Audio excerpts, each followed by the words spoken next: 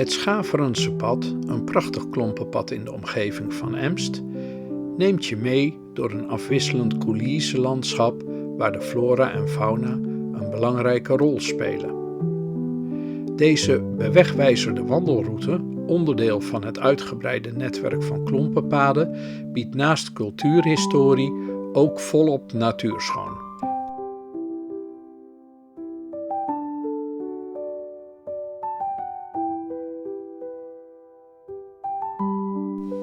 Tijdens je wandeling over het Schaverensepad word je omringd door een diversiteit aan planten.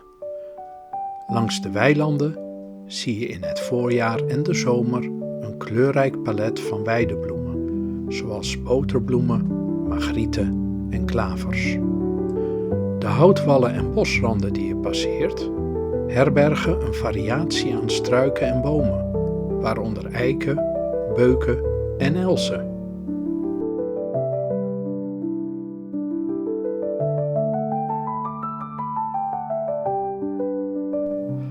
Afhankelijk van het seizoen kun je hier in het voorjaar genieten van bloeiende sleedoorn en meidoorn en de herfstkleuren van de bladeren later in het jaar. Op de vochtigere plekken kun je typische oeverplanten voorkomen.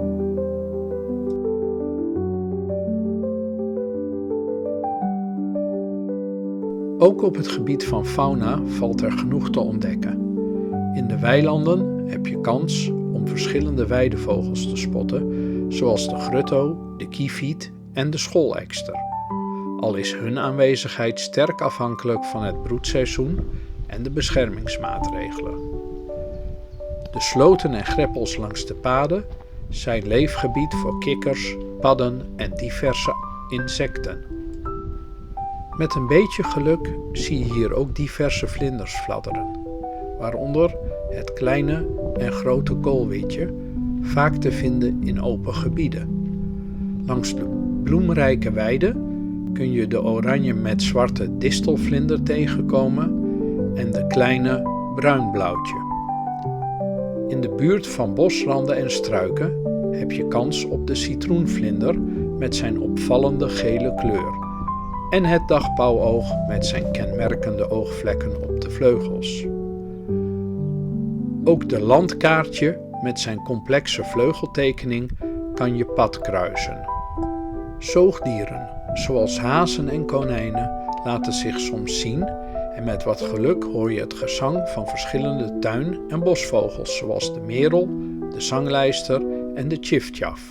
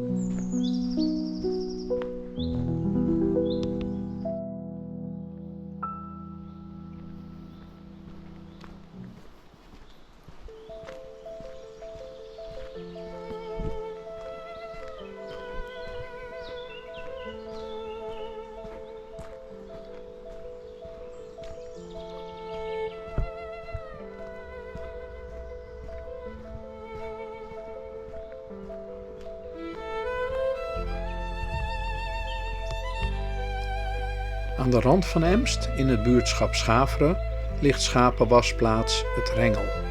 Een stille getuige van het boerenleven op de Veluwe. Hier wasten boeren vroeger hun schapen in het voorjaar, voor het scheren om de wol schoon en van goede kwaliteit te houden. Het was zwaar werk, maar ook een sociaal moment in het agrarische jaar. De naam Het Rengel is van onbekende herkomst, maar de omgeving werd in 1534 al aangeduid als Schavoerde, een doorwaadbare plaats voor schapen. Mogelijk verwijst de naam naar de functie of het landschap rondom de wasplaats.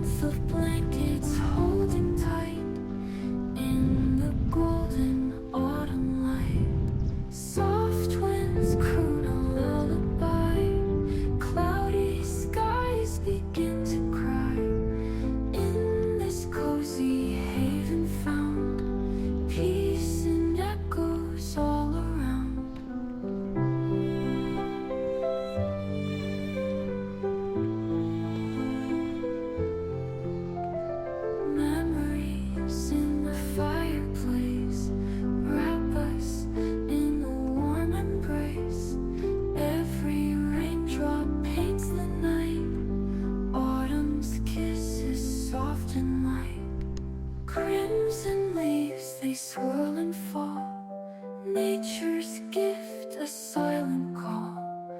Days grow shorter